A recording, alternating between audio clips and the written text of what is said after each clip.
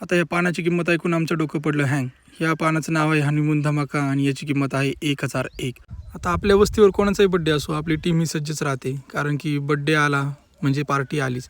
मग आम्ही गेलो बड्डे बॉयच्या घरी. बड्डे बॉय हा रेडी होता, मीच रेडी व्हायचं राहिलो होतो. सगळेजण माझीच वाट बघत होते. अजूनपर्यंत काहीच नियोजन झालं नव्हतं. मला बघितल्यानंतर गँग म्हणली, अरे यार किती टाईम लावला तू, आता पटकन नियोजन कर.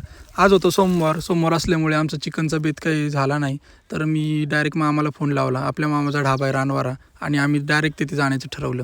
आता बड्डे बॉयकडून पार्टी घ्यायची म्हटल्यावर त्याचा केक हा कापलाच पाहिजे. आम्ही कॉन्ट्री काढून केक घेतला. त्यातील काही जण म्हणत रे आईस्क्रीम पण घ्या. त्याला म्हटलं अरे पैसे नाही एवढे, आता बाद झाले एवढंच. तर फायनली आम्ही पोहोचलो हॉटेल रानवाऱ्यावर. हॉटेल रानवारा हा कान्हूर पारनेर रोडवरच आहे.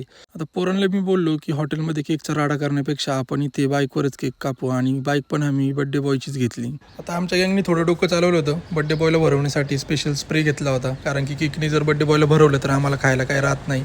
आणि आता बड्डे बॉय सोबत जो व्हिडिओ काढत होता त्याला वाटलं की त्याला काही भरवण्यात येणार नाही, पण त्याला सुद्धा भरवण्यात आलं. आता बड्डे बॉयला म्हणलं भाऊ तुझं बड्डेचं नियोजन तर आम्ही केलं, आता आमचं खायचं काय, लवकर खायचं नियोजन काहीतरी कर.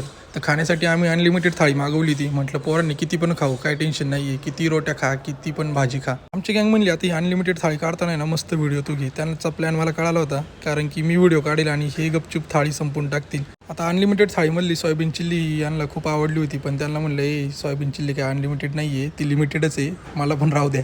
यानंतर गँग तुटून पडली ही रोट्यांवर. 4 रोट्या खाल्ल्यानंतर गँग म्हणली बास झाला, आता राईस येऊ द्या. यानंतर सगळा राईस प्लेट कार्यक्रम झाला.